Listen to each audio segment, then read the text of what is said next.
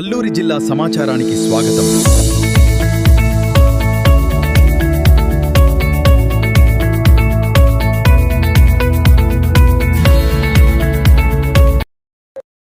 ఆదివాసీల సమస్యలను పరిష్కరించడంలో కేంద్ర రాష్ట్ర ప్రభుత్వాలు విఫలమవుతున్న నేపథ్యంలో గిరిజన విద్యార్థులతో ప్రభుత్వ కార్యక్రమాలు నిర్వహించడం సమంజసం కాదని ఆదివాసీ సంఘాలు తీవ్రంగా ఆగ్రహం వ్యక్తం చేశాయి. శనివారం పాడేరు గిరిజన సంఘం కార్యాలయంలో సిపిఎం పార్టీ జాతీయ కార్యవర్గ సభ్యుడు అప్పలనర్స్ ఆధ్వర్యంలో ఆదివాసీ సంఘాలు మీడియా సమావేశం నిర్వహించాయి. సందర్భంగా సంఘాల ప్రతినిధులు మాట్లాడుతూ ఆశ్రమ పాఠశాలలో విద్యార్థులను కలిసేందుకు ప్రజా సంఘాలు వివిధ సంస్థలకు అనుమతులు నిరాకరించే ప్రభుత్వాలు గత 4 రోజులుగా విద్యార్థులను విద్యకు దూరం చేసి భోగాపురం విమానాశ్రయం ప్రారంభోత్సవ కార్యక్రమాల్లో పాల్గొనించడం బాధాకరమని విమర్శించారు. ఆదివాసీ బాలికల సమస్యలను పరిష్కరించకుండా పట్టించుకోకుండా ప్రభుత్వాలు నిర్లక్ష్యంగా వ్యవహరిస్తున్నాయని, దీనిపై ప్రభుత్వం సమాధానం చెప్పాలని డిమాండ్ చేశారు. అలాగే ఆదివాసీ ప్రాంతాల్లో 1/70 చట్టం, జీవో నెంబర్ 3 వంటి కీలక చట్టాల అమలులో జాప్యం చేస్తూనే గిరిజన విద్యార్థులను అనేక ఇబ్బందులకు మధ్య భోగాపురం ఎయిర్పోర్టు ప్రారంభోత్సవం ప్రపంచ రికార్డు పేరుతో దింసా నృత్యాలు చేయించడం అభ్యంతరకరమని పేర్కొన్నారు. భోగాపురం విమానాశ్రయం ప్రారంభోత్సవానికి హాజరు కానున్న ప్రధానమంత్రి నరేంద్ర మోడీ, ముఖ్యమంత్రి నారా చంద్రబాబు నాయుడు ఆదివాసీల హక్కులు, చట్టాల అమలుపై స్పష్టమైన ప్రకటన చేయాలని ఆదివాసీ సంఘాలు డిమాండ్ చేశాయి. ఈ పక్షంలో రానున్న రోజుల్లో ఉద్యమాన్ని మరింత ఉధృతం చేస్తామని హెచ్చరించాయి.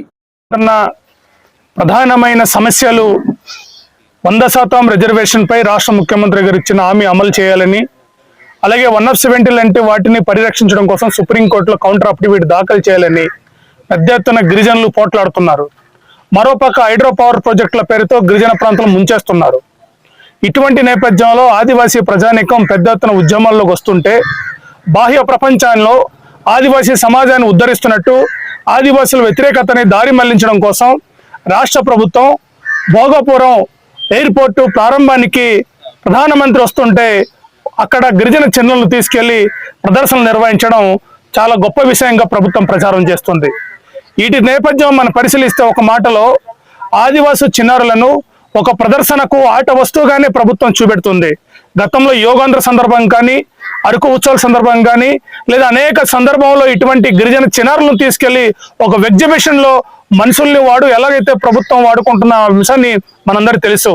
అటువంటి నేపథ్యంలో భోగాపురంలో సుమారు 13,000 మంది చిన్నారులు తీసుకెళ్లి అక్కడ దింసా ప్రదర్శన నిర్వహించి గిన్నిస్ బుక్ ఆఫ్ రికార్డ్ సాధించినట్టు ప్రభుత్వం ఆర్భటంగా ప్రచారం చేస్తుంది.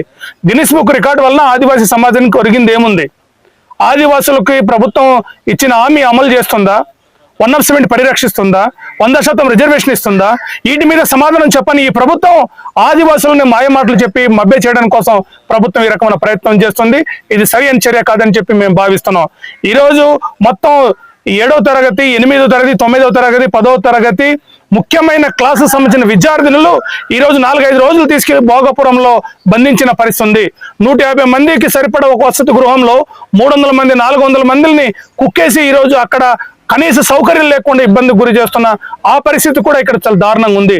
ఇటువంటి నేపథ్యంలో రాష్ట్ర ప్రభుత్వం గిరిజన చిన్నారులను ఈరోజు సమస్య పరిష్కారం సంబంధించి ఎటువంటి చర్యలు చేపట్టట్లేదు.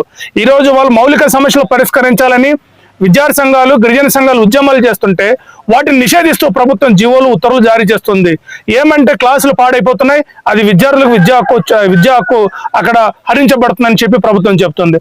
మరి ప్రభుత్వం 4-5 రోజుల నుంచి గిరిజన చిన్నారులను తీసుకెళ్లి మొత్తం క్లాసులు చెప్పాల్సిన పాఠ్యాంశాలన్నిటి కూడా కోల్పోయిన పరిస్థితి ఉంది కదా. వాటిని ఎలాగ రెక్టిఫై చేస్తారు? వాళ్ళ అవసరం కోసం ప్రభుత్వం తన స్వార్థం కోసం, రాజకీయ ప్రచారం కోసం, ఆర్భాట ప్రచారం కోసం ఆదివాసీ చిన్నారులను ఒక ఆట వస్తువులాగా ప్రదర్శించడానికి వస్తువులాగా వాడుకోవడం సరైన చర్య కాదని మేము భావిస్తున్నాం. ప్రభుత్వ వైఖరిని మేము తీవ్రంగా ఖండిస్తున్నాం. ప్రభుత్వం నిజంగా చిత్తశుద్ధి ఉంటే ఆదివాసులు కోరుకుంటున్న 100% రిజర్వేషన్ మీద రాష్ట్ర ముఖ్యమంత్రి గారు, ప్రధానమంత్రి గారు ఆ వేదిక నుంచి స్పష్టంగా ప్రకటన చేయాలని చెప్పి డిమాండ్ చేస్తున్నాం. లేకపోతే రాబోయే కాలంలో పెద్ద ఎత్తున ఉద్యమాలు చేస్తామని ప్రభుత్వానికి హెచ్చరిక జారీ చేస్తున్నాం.